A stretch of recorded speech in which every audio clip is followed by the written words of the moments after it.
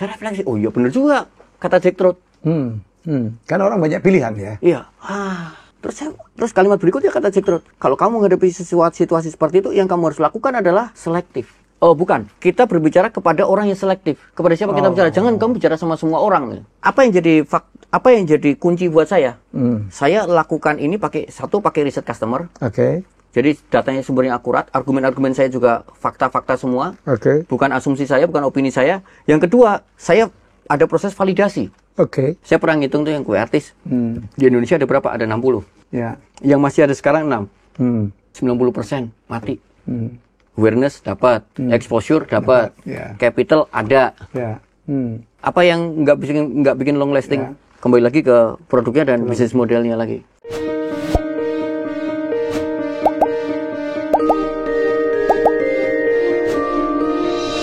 Mau tau nggak? Saya tuh kerjanya malam-malam gitu ya.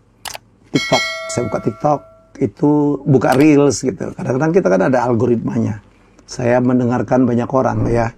Motivator-motivator, influencer-influencer, dan ada satu anak muda lah, lebih muda dari saya gitu. Saya pikir ngomongnya sharp banget ya, tentang branding, tentang positioning. Saya udah kepengen lama gitu, akhirnya saya DM, Mas mau nggak jadi tamuku gitu. Untuk beliau nyambut, sudah ada di studio ya, Mas Dodi Zulkifli. Makasih loh. Sama-sama, terima kasih banyak undangannya Pak Helmi. Sebuah kehormatan buat saya diundang ke sini. Kaget aku DM yo. Kaget sekali. Aku seneng cara sampean ngomong gitu. Kaget saya ini deg-degan tadi masuk sini. Jangan deg-degan lah. Jadi Mas Dodi itu Semarang. Semarang, asli Semarang, besar di Semarang, tinggal di Semarang. Sampai tuh kok bisa kalau ngomong meyakinkan gitu. Karena aku tuh kan orang komunikasi. Iya. Kalau orang yang ilmunya banyak itu mungkin banyak. Tapi delivery, cara menyampaikan itu, that's another thing gitu. Saya menarik lah, sampai itu wah gitu, kayak meyakinkan banget gitu. Sekolahnya apa sih? Sekolahnya lulus SMA, setelah itu kuliah semester 2, kalau kata orang Semarang itu OD. OD itu ODW, Pak. ODW. Keluar sendiri. Kenapa? Masalah biaya atau masalah apa? Oh, bukan. Udah suka aja? Atau udah cocok? Suka. Saya nggak cocok sama kuliah. Dari awal sebenarnya saya udah nggak mau kuliah. Dari awal ya, lulus SMA saya nggak mau kuliah. Terus, tapi karena orang tua saya memaksa untuk kuliah. Oh iya, tuh banyak kesalahan orang tua begitu. Suka maksa orang tua itu. Harus kuliah. Mama saya bilang, ini banyak orang yang saya dibiayai mama saya, masa anak sendiri nggak mau kuliah. Gitu? Iya. Pada akhirnya ya udah deh, saya memuaskan, saya menuruti kata orang tua, daftar kuliah. Ya kuliah jurusan, waktu milih jurusan itu saya pokoknya centang yang paling atas. Saya nggak tahu itu apa tuh. Saya nggak paham maksudnya. Centang paling atas ternyata itu sistem informasi. Itu programnya kayak apa, mata kuliah kayak apa, saya nggak paham. Ngawur sampai. Kayak bercanda aja, pokoknya asal gitu. Pokoknya asal aja. Nah, begitu masuk, setelah masuk kuliah, kok ngene? Ternyata suruh bikin program. Sistem informasi bikin programmer. Yes. Oke. Itu tahun 2001. Saat itu, di rumah saya tuh komputer udah Windows. Komputer di kampus saya pastinya underDOS. Suruh bikin program underDOS. Saya bilang sama dosennya, serius saya bilang gini sama dosennya, Pak, setahu saya yang namanya kuliah, kita belajar itu untuk mempermudah hidup saya. Ini kuliah pakai underDOS kembali ke masa lalu. Ini memperumit hidup saya ini. Akhirnya saya nggak ikut ujian. Akhirnya IP saya 0, sekian. Nah, akhirnya ketahuan orang tua IP 0, akhirnya baru disuruh keluar. IP 0, tapi jadi konsultan. Dulu di universitas mana, Mas? Universitas kayaknya nggak boleh disebut, Pak Helmi. Nggak perlu. Nggak perlu. Aku pikir dia lupa universitasnya apa. Oh, enggak enak aja. Nggak enak aja. Nanti kalau denger namanya, nanti mahasiswanya pada keluar semua nanti. Kan juga. Aku aja alumni STAN keluar juga nggak apa-apa juga. Oh, nggak apa-apa ya. Itu kan pilihan hidup ya, toh. Iya. Kok akhirnya bisa fasih gitu nerangin tentang branding, positioning, punya pengalaman empiris atau apa ya, Mas? Di bidang brandingnya atau di bidang komunikasinya, Pak Helmi? Konten dulu deh. Kontennya dulu ya, ada dari kontennya ya. Saya awalnya dimulai dari percetakan. Percetakan itu di mana saya bisnisnya business to customer, bukan B2B percetakan saya. Yang di mana saya bersaing dengan banyak percetakan yang ada. Di saat itu rumah saya pertama kali bikin percetakan di rumah saya. Rumah saya bukan tempat strategis. Rumah saya jauh dari jalan raya. jauh dari tempat strategis. Sehingga pada waktu itu tantangan saya adalah kalau saya buka percetakan di rumah tahun 2000, kalau tahun 2000 ya mau buat bisnis ya harus punya tempat. Ya. Dan tempatnya paling dekat, paling murah ya dari rumah. Itu kan paling standar yang kita gunakan pada waktu itu. Tapi tantangannya adalah rumah saya itu jauh banget dari kota. Ini pun rumah orang tua ya? Rumah orang tua, di rumah orang tua. Saya pakai garasi waktu itu. Nah, kemudian setelah itu saya harus punya tantangan gimana cara datangin customer untuk datang ke tempat saya. Saya pasanglah iklan. Nah, pada saat saya mau pasang iklan, saya lihat kompetitor-kompetitor di luar sana menawarkan banyak hal di iklan koran itu. Ya. Bisa brosur, bisa kartu nama. Saya bilang, tempat saya lebih tidak strategis. Kenapa mereka harus datang ke tempat saya? Kalau saya menawarkan yang sama dengan mereka, kan iklannya sama-sama dibaca sama customer. Maka saya menjual yang lebih banyak daripada yang dijual customer. Yang dijual kompetitor. Kalau kompetitor jual 5, saya jual 10. Nah, pada saat saya jual 10, ternyata malah customer nggak datang juga ternyata. Nggak datang juga. Kemudian saya pikir, apa yang salah nih di iklan saya? Kemudian jangan-jangan medianya yang salah. Saya tambah pakai iklan radio. Saya tambah pakai radio. Sama, kita menawarkan one stop printing juga. Ternyata nggak laku juga. Pada waktu itu saya masih ingat kira-kira plus minus 5 juta sebulan untuk bayar iklan koran sama iklan radio. Pendapatan saya 2 juta. Revenue-nya tekor. Nah, yang modalin siapa? Awalnya saya pakai uang lebaran, tapi pada akhirnya berjalan ya pinjaman lunak orang tua lah. Family and friends. Terus, nah kemudian setelah itu jalan, kok nggak bagus juga ya? Apa yang salah ya? Akhirnya saya ganti konten. Saya harus merubah apa lagi nih? Harus gimana lagi nih supaya berbeda, supaya narik customer untuk datang. Ya udahlah, saya coba buka 24 jam. Saya iklanin di koran, saya iklanin di radio juga. 24 jam, nggak laku juga. Akhirnya saya mikir apa lagi yang harus saya lakukan. Jurus terpaksa, jurus jalan keluar darurat, banting harga. Setelah dikasih pricing strategi, itu pun tetap nggak laku. Ya, apa yang salah gitu. Akhirnya tahun 2003 itu tutup. 2001, 2003. 2002 tutup. Kemudian saya diminta sama papa saya ikut di propertinya papa saya, bisnis properti developer. Tapi dalam pikiran saya itu nanya nih, apa yang salah di percetakan saya gitu. Karena saya belum dapat jawaban. Tetap penasaran. Saya punya rasa penasaran cukup tinggi. Itu tidak terjawab. Saya udah ganti-ganti cara, kok nggak bisa ketemu. Apa yang salah? Kayaknya teori bisnis ya begini. Tapi pada saat itu kan nggak ada workshop, nggak ada seminar, nggak ada YouTube, nggak ada. Kita nggak bisa belajar lah pada waktu itu. Nah, kemudian tahun 2003 saya ikut papa saya. Saya dapat gaji tetap. Jadi apa? Jadi marketer. Marketing. Ya, di bidang marketing. Di bidang marketing, saya jualin properti papa saya. Kemudian pada saat itu, karena saya digaji, saya ngerasa duit saya kok lebih banyak gitu. Cash lebih banyak. Nah, cash lebih banyak ini saya belanja buku seringnya di Gramedia. Nah, ada satu buku yang mengubah hidup saya. Mengubah cara pandang saya terhadap bisnis. Buku judul apa? Positioning Battle for Your Mind. Karangnya Jack Trout. Jack Trout. Saya baca buku itu sampai di halaman ke-10 kalau nggak salah. Saya masih sampai ingat halamannya dan paragrafnya. Satu kalimat, satu paragraf yang ada di dalam buku itu mengubah, saya tahu nih kesalahan bisnis saya, kenapa percetakan saya bangkrut. Andai kata saya tahu ini semenjak awal, kemungkinan percetakan saya jauh lebih gede gitu. Nah, kalimat itu kata Jack Trout begini. Kalimatnya. Kalau kamu hidup di zaman overload information, padahal bukunya tahun 1990. Saya baca tahun 2003. Tahun 2003 aja waktu itu media komunikasi kan masih koran, baliho, TV, sama radio ya. Itu aja sudah disebut sama Jack Trout overload information. Apalagi zaman sekarang jauh lebih overload information. Pasti buku ini lebih relevan untuk zaman sekarang daripada waktu saya baca buku itu.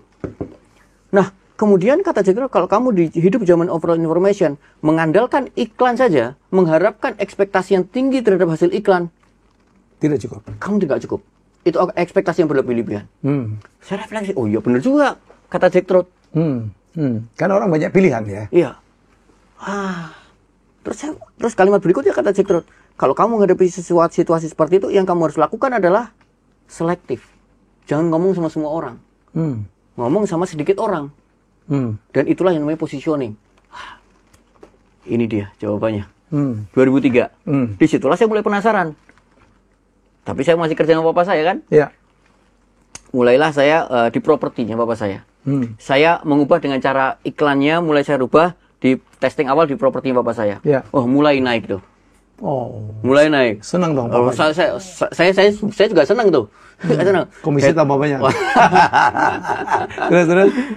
Iklannya banyak penelpon. Tapi tetap di koran. Tetap di koran. Tetap koran. Cuma saya nambah satu iklan lagi. Kalau dulu tuh di Gramedia buka semacam mading itu, boleh pasang iklan di situ. Di situ saya pasang iklan. Ini mulai naik. Jumlah penelpon mulai meningkat. Berhasil nih. Sekarang saatnya saya coba di percetakan saya. Tapi saya masih kerja kan. Akhirnya tahun 2005 saya resign dari papa saya buka percetakan baru. Bentar, sebelum sana. Apa yang perubahan iklannya ya? Ya iklannya. Ya iklannya kan gara-gara baca bukunya Jack Trout. Betul. Akhirnya kan merubah. Betul. Cara beriklan. Ya. Apa yang dirubah Mas Dodi? Yang dirubah. Misalnya gini. Dulu awalnya ketika kita mau beriklan, itu kan dijual rumah gitu loh. Iya. Speknya bla bla bla bla bla bla. Oke. Nah, kemudian ketika saya tahu Jack Trout bahwa ini kamu kalau mau ngomong sama customer ngomonglah yang selektif. Maka pada saat itu saya berpikir saya harus ngomong sama siapa. Maka headline-nya saya rubah saya sesuaikan dengan siapa yang mau saya bicara. Contoh, pada waktu itu saya mau berbicara kepada orang yang suka rumahnya dekat masjid. Padahal banyak orang yang tidak mau rumah dekat masjid. Karena terganggu dengan azan dan lain-lain. Tapi saya tahu ada orang yang pasti sukanya begitu. Nah, maka ketika saya tahu ada satu rumah yang jual bapak saya itu dekat masjid, itulah saya jadikan headline. Ketika orang datang survei, mereka tidak lagi apa namanya? Bahasa Jawanya itu kecelek itu. Kecelek. Lokok. Tidak ada lokoknya. Loh kok dekat masjid gitu. Nah, ketika saya pasang iklan rumahnya di samping masjid, itu yang datang memang orang-orang yang cari rumah dekat masjid. Itu konversinya jauh lebih tinggi. Kalimatnya kayak apa Mas ya? Kalimatnya saya lupa. Tapi ini rumah dekat masjid atau rumah samping masjid gitu. Kalimatnya sederhana. Kalimatnya mungkin tidak cantik lah, tidak cantik. Tapi itu benar dan itu sangat relevan dengan orang-orang yang memang pengen dekat rumah dekat masjid begitu. So what is the message? Pesannya apa ya dengan beriklan mengikuti Jack Trout bahwa konsumen itu perlu dibimbing? Oh bukan. Kita berbicara kepada orang yang selektif. Kepada siapa kita bicara? Jangan kamu bicara sama semua orang. Bukan semua orang yang beli rumah, tapi orang yang mau beli rumah dekat masjid ya gitu. Lebih selektif dalam memilih customer. Betul. Oke. Nah, kemudian itu yang saya pakai di tahun 2005 saya buka percetakan baru. Oh, balik lagi. Saya membuktikan hipotesa saya. 2005 saya buka percetakan. Hipotesa. 2005 saya membuka percetakan baru. Saya berpikir, sekarang saya tidak bisa ngomong one stop printing lagi. Kalau one stop printing kayak saya jual rumah seperti iklan awal. Banyak banget saingan. Karena saya juga berpikir begitu. Ketika kita punya layanan yang banyak dan kita positioning luas, itu kayak kalau di lapangan perang tuh penampang depannya tuh luas banget, mengundang kompetitor sangat mudah untuk masuk gitu. Maka dengan cara menyempitkan itu kita mengurangi kompetitor. Maka tahun 2005 saya berpikir ini harus sempitkan, tapi ke arah mana? Itu yang saya nggak tahu data pada itu. Saya buta waktu itu. Kemudian saya ingat lah, ketika tahun 2001, 2003 saya flashback ke belakang, banyak customer saya, waktu itu saya juga berangkat sebagai customer service, banyak customer yang bilang gini, Mas saya mau bikin kartu nama pakai foto, bisa nggak 100 lembar aja? Mas saya mau bikin brosur untuk acara nanti malam 100 lembar aja bisa nggak? Full color. Pada saat itu nggak ada teknologinya. Masih pakai offset printing. Nah, di tahun 2005 nggak sengaja saya ketemu sama printer yang pakai suntik, yang disuntik itu. Inkjet ya, inkjet pakai tinta. Waktu itu nggak sengaja saya ngeprint foto pulang haji, saya print foto, wah hasilnya bagus sekali. Wah ini kan jadi solusi nih buat customer saya yang tanya. Yang segmented itu. Yang segmented itu. Wah, kayaknya buat percetakan spesialisasi ini aja deh. Karena ini juga sesuai dengan ilmunya Jack Trout itu. Saya bukalah tahun 2005 percetakan baru namanya Derajat Celcius. Nama baru, tagline-nya baru, positioning-nya baru. Spesialis cetak warna tanpa minimal order. Spesialis cetak warna tanpa minimal order. Buka masih di rumah saya. Iklan hanya lewat koran, nggak pakai radio. Alhamdulillah waktu itu rame Pak. Alhamdulillah naik omsetnya. 3 bulan, 5 bulan, makin lama makin naik. 8 bulan saya buka cabang kedua. 2 tahun saya punya 7 cabang. 7 cabang? 7 cabang tanpa investor, tanpa franchise, tanpa utang bank. Dari organic growth aja.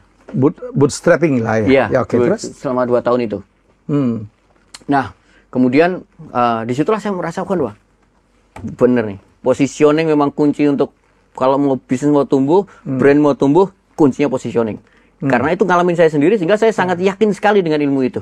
Gitu Pak Ilmi ceritanya. Itu positioning atau targeting ya Mas ya? Begini, di bukunya Jack Trout, itu memang tidak dikatakan secara spesifik yang dimana perbedaan antara positioning yang secara tematik campaign, dan positioning secara strategis yang menempel di perusahaan. Tapi Jack Trout menyebut itu menjadi 2 contoh yang berbeda. Maka saat ini saya berikan nama, itu dua nama yang berbeda, positioning taktis dan positioning strategis. Kalau positioning taktis itu hanya perbedaan tema campaign saja, kalau positioning strategis itu melekat di perusahaannya, yang selamanya akan begitu. Contoh misalnya, saya nggak boleh sebut brand ya, misalnya. Boleh juga. Oh boleh juga? Boleh. Ya. Misalnya apalagi Lifebuoy. nyebut geprekin boleh banget. Terus. Okay. Nah, kalau geprekin positioningnya kita masih dalam tahap riset customer. Belum jadi itu. Nah, misalnya Lifebuoy. Lifebuoy itu kan mengatakan bahwa saya sabun kesehatan.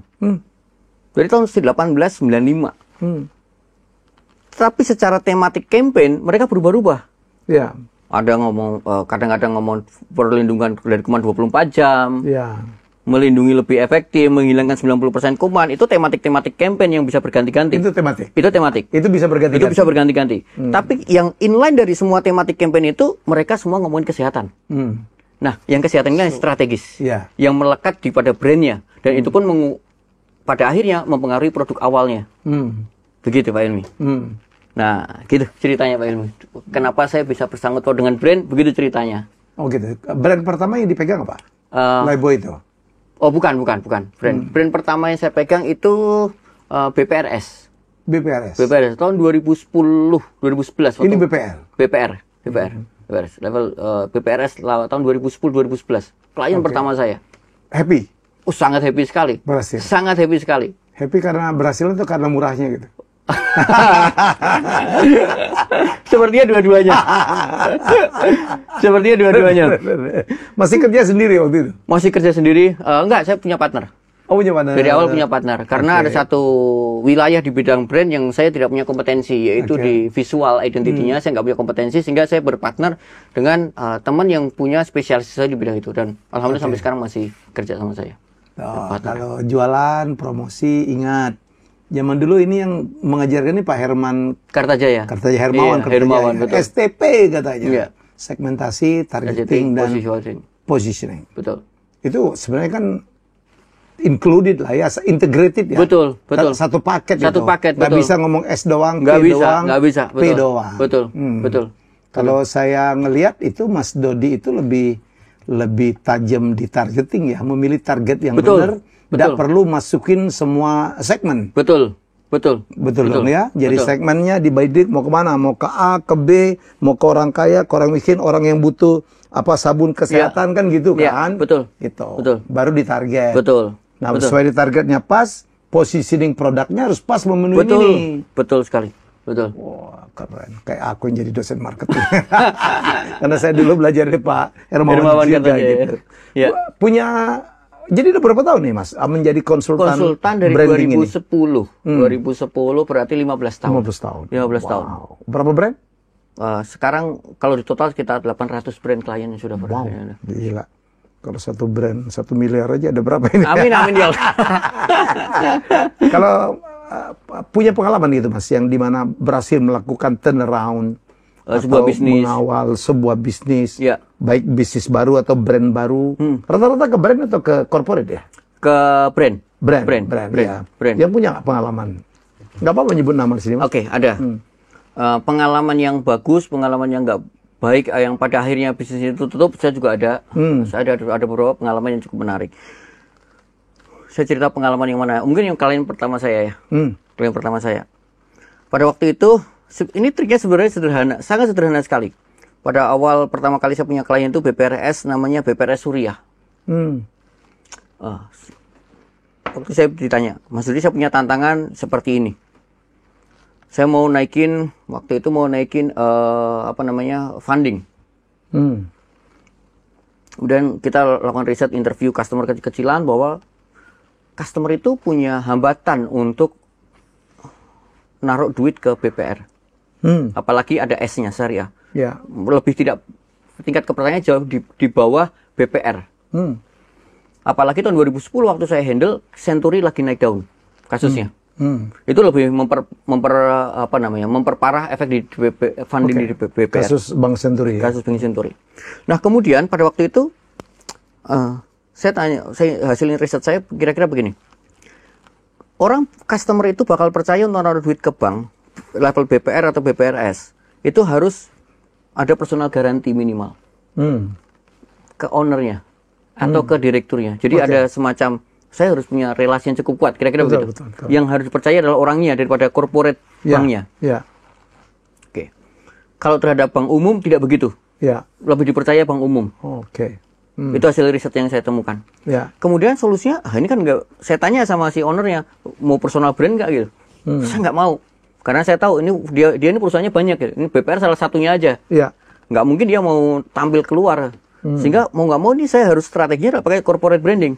Tapi corporate branding secara produk, secara brandnya sendiri, secara secara naluri ini sudah punya nilai negatif di depan customer. Kita ngomong 10 aja itu sudah mungkin akan netral. Ketimbang bank umum biasa ngomong 10 akan dapat nilai 10 gitu. Nah kemudian yang saya lakukan waktu itu saya diskusi sama ownernya juga, akhirnya dapatlah strategi solusi, yaitu memanfaatkan celah regulasi. Regulasinya itu begini, di IB IB itu BI-nya Bank Syariah, Bank BPR. IB Islamic Banking itu ada yang namanya legal name, dan ada yang namanya brand name. Brand name itu boleh berbeda dari legal name. Legal name itu nama yang ada di akte. Legal name ada nama akte. Brand name nama yang disebut orang. Bagaimana cara bank itu mengenalkan namanya brand name. Dan itu boleh berbeda. Disitulah saya memanfaatkan celahnya. Brand name-nya saya kasih nama Bank Syariah. Bank itu bukan menunjukkan stratanya, tapi bank itu adalah menjadi bagian dari namanya. Tapi secara aturan, secara diregulasi harus ada legal di dalam satu media komunikasi. Tetapi tidak dituliskan seberapa besar tulisan itu keluar. Maka saya kecilkan sampai kalau orang cari susah gitu kebaca. Membayangkan kebaca Bank Syariah Suriah. Sehingga ini customer mengenal adalah bank umum. Gitu. Tampilannya saya buat tampilan bank umum syariah. Kemudian tellernya kita buat tampilan bank umum syariah. Semuanya kita seragamkan seakan-akan ini bank umum syariah. Dan meningkat. Testimoni dari foundernya juga mengatakan begitu. Dan happy sekali. Gitu. Mungkin kalau nonton ini mungkin beliau bisa masih pegang sampai sekarang? Sampai sekarang udah enggak. Karena saya kan sifatnya strategis Pak Hilmi. Jadi sekali buat selesai. Begitu saya buatkan positioning kan selesai sudah. Kan kalau saya di level strategis sehingga kan dibuatnya sekali untuk seterusnya. Begitu. Tapi pernah gagal juga? Kalau gagal faktornya banyak. Faktornya banyak karena level eksekusi dari masing-masing owner ini beda-beda. Dan level akseptasinya juga. Iya, betul. Ada yang dikasih nasihat, nggak mau dijalanin kan? Sangat mungkin. Ada diayain, nggak jalan. Iya, betul. Sangat. Terus? Sehingga apa yang jadi kunci buat saya?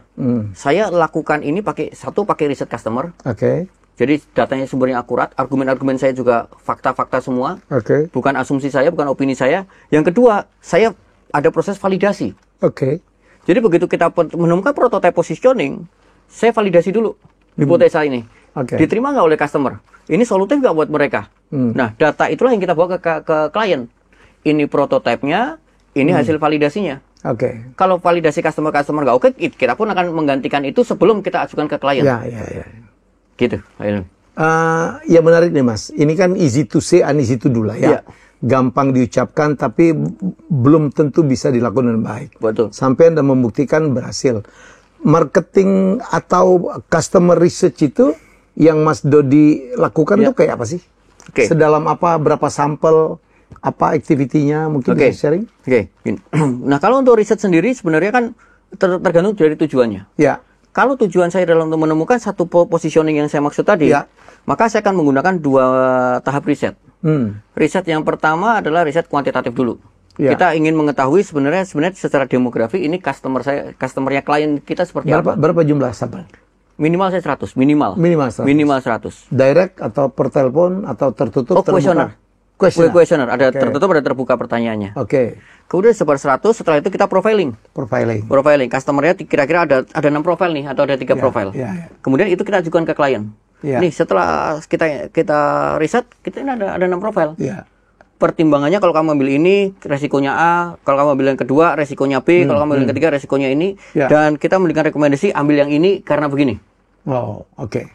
Klien, saya profil yang ketiga. Nah, profil yang ketiga kita lakukan deep interview untuk menggali jauh lebih dalam. Kita akan cari sampling spesifik di profil yang ketiga. Begitu kira-kira Pak Hilmi. Mungkin saya berikan ilustrasi aja kali ya. Contoh. Contoh yang saya lakukan. Contoh. Ada sebuah kafe. Kemudian anggap aja mau pakai jasa saya. Ini fiktif ceritanya. Mau pakai jasa saya. Terus kafenya sudah ada. Kemudian, tapi ini kafe nggak tahu nih. Saya harus memperkenalkan ke customer sebagai kafe apa. Undanglah saya sebagai konsultan misalnya. Kemudian tim saya masuk, kita riset customer. Minimal ke brand user, orang yang sudah pakai brand itu. Setelah interview, sebar kuesioner, dipetakan ternyata ada 3 profil misalnya. Orang yang datang ke situ tujuannya adalah untuk meeting, ada orang yang tujuannya untuk nongkrong misalnya, ada yang tujuannya untuk makan lah. Untuk ngopi. Untuk ngopi. Untuk me time. Misalnya ada 3 profil. Kita ajukan ke customer, mana yang mau jadikan customer utama dari 3 ini. Seringkali pasti menjawabnya adalah saya pengen 3-3-nya. Itu sudah pasti. Tapi fee-nya sekecil-kecil. Terus. Itu sudah pasti. Mereka saya pengen 3-3-nya masuk. Terus kalau mereka jawab gitu, nggak bisa dong. Nggak bisa. Kita tidak bisa memuaskan 3-nya bersamaan. Pasti kalau kita mau memuaskan ketiganya, jadinya nanggung. Semuanya nanggung. Tidak memuaskan salah satunya pastinya. Maka itu yang membuat sebuah brand jadi generik. Itu yang membuat brand jadi generik. Betul. Tidak diferensiasi. Tidak punya kekuatan, tidak punya keunggulan. Karena saya punya prinsip begini. Kalau positioning sebuah brand itu luas, sama aja dia nggak punya positioning. Jadi positioning terlalu luas itu no positioning.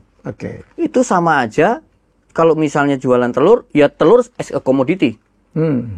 Gitu. Bukan as a product. As a product brand. Ini menarik nih.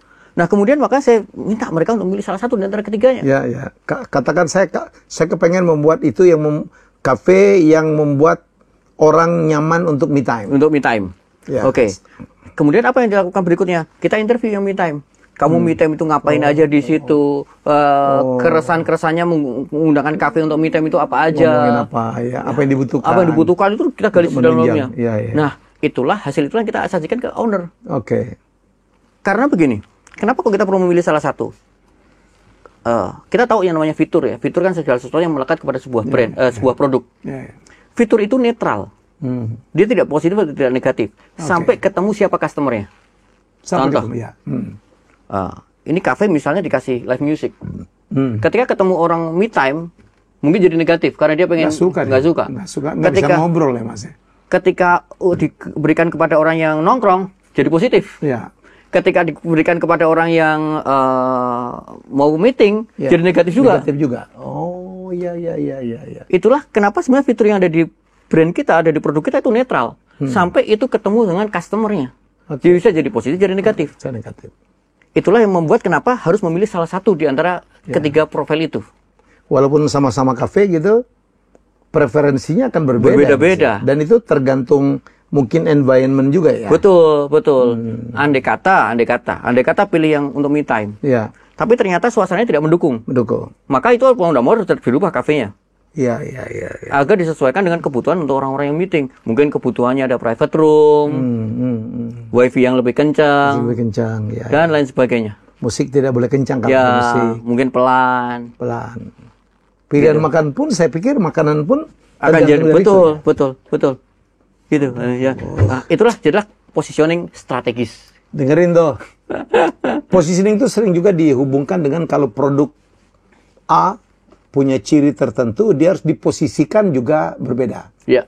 Misalnya sebuah Mercedes, kalau dia dulu di iklan, ya kan tidak mungkin diiklankan di pos kota misalnya. Betul, ya. betul. Misalnya dia harus di Kompas, and so on, ya.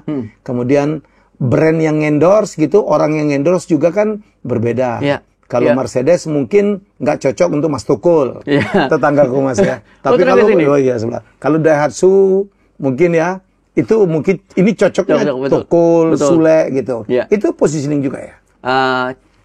Itu bukan positioning, tetapi itu adalah cara mengkomunikasikan positioning.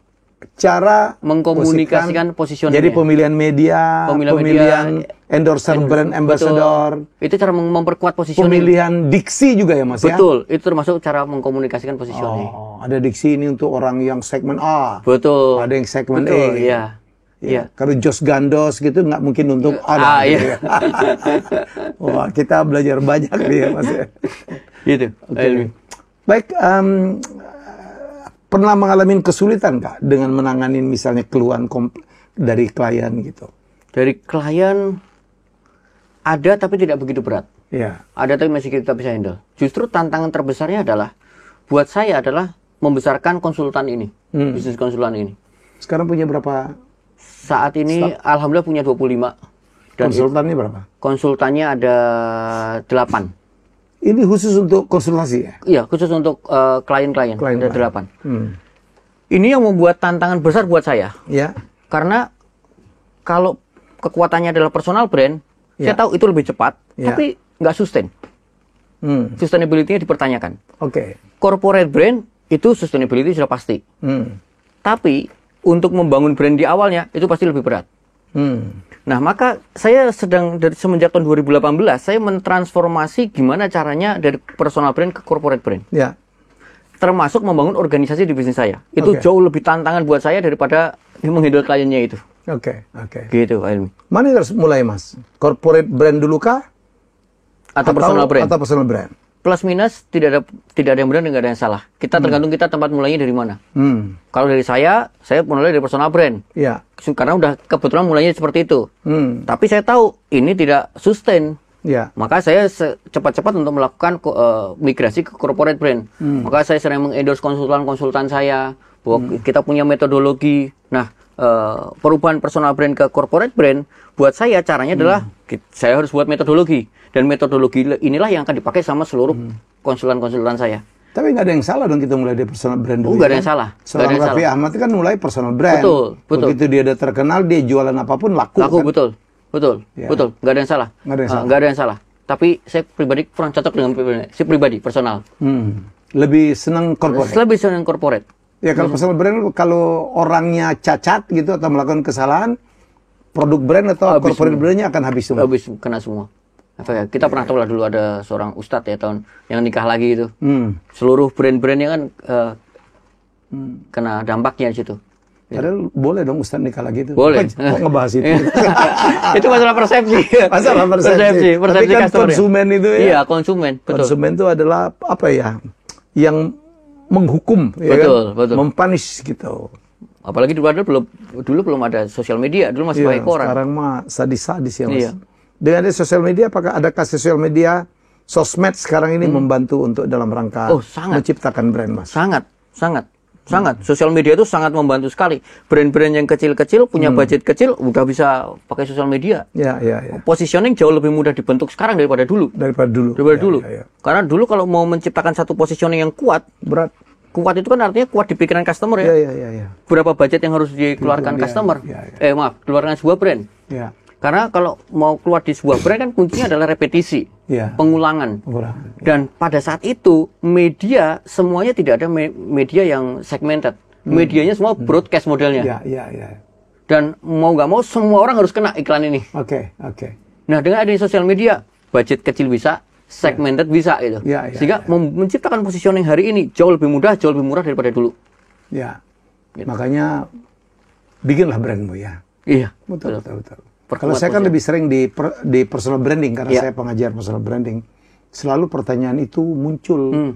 Saya mengatakan persis Nggak ada yang salah, nggak ada yang benar. Tergantung kita mulainya dari mana. Kalau kamu udah terkenal ya personal brand dulu dong. Iya, manfaatkan itu. Manfaatkan itu. Ya, tapi kalau kamu jago bikin produk, bikin perusahaan, kalau ini yang terkenal, orang tanya siapa di belakang ini. Iya. Ya kan personal brandnya akan mensupport. Betul. Tapi saya setuju ya, sehebat apapun personal brand, kalau produknya tidak bagus, kelar. Betul. Setuju ya Mas ya? Setuju. Contohnya kelihatan sekali. Maaf, kue artis. Iya. Habis itu hilang lah ya. Hilang semua kan? Iya. Hilang semua. Pertama aja orang sensasi aja ya. Betul. Ya. Saya pernah ngitung tuh yang kue artis. Di Indonesia ada berapa? Ada 60. Ya. Yang masih ada sekarang 6. 90% mati. Awareness dapat. Exposure dapat. Capital ada. Ya. Apa yang nggak bikin long lasting? Kembali lagi ke produknya dan bisnis modelnya lagi. Komentar dong, sekarang lagi ngetop Cimehong. Apa tuh? Saya nggak ngikutin. Wah, nggak ngikutin. Cimehong itu ada seorang ibu-ibu pembuat bikambon tuh, yang tiba-tiba menjadi viral gitu. Ya itu lagi-lagi tuh. Ya, jadi menurut saya juga nggak terlalu ngikutin. Begitu saya pulang dari Korea ngeliat Cimehong siapa gitu. Ada seorang ibu-ibu gitu tiap hari, dan dia sekarang menerangin. Dia kalau salah ada yang mengkritisi gitu bahwa produknya apa gitu, dan dia memberikan klarifikasi. Ya, jadi ya kita belajar banyak lah ya. Kadang-kadang kata Warren Buffett, perlu 20 tahun untuk bangun personal brand, tapi hancur bisa dalam 1 menit. 5 menit. Betul. Apa penting. Ya. Oke, terima kasih Mas Rudi. Siap. Saya doakan sukses terus. Terima kasih Bang Helmi. Sukses terus dengan seminarnya. Amin. Kawan-kawan kita berkolaborasi lah ya. Dengan senang hati Pak Helmi. Ya, itulah obrolan saya, luar biasa. Semoga kita, terutama teman-teman ya, anak-anak ya, murid-murid saya, para menti saya, kita belajar banyak. Inilah Mas Dodi Zulkifli dari Semarang, tetapi sudah pernah mengelola 800 brand, termasuk sekarang ada satu brand produk ayam goreng ya, ayam geprekin aja namanya, dimana ini adalah asuhan saya, murid saya, sekarang juga dibantu oleh Mas Dodi Zulkifli ya. Jadi semoga kita mengambil manfaat, kita belajar banyak. Ini ilmu gratis hari ini gitu. Kita jumpa lagi dengan tamu hebat saya selanjutnya. Bye-bye. Terima kasih Mas. Thank you Pak Helmi. Terima kasih sudah menonton Helmi Bicara. Jangan lupa untuk like, komen, share, dan subscribe.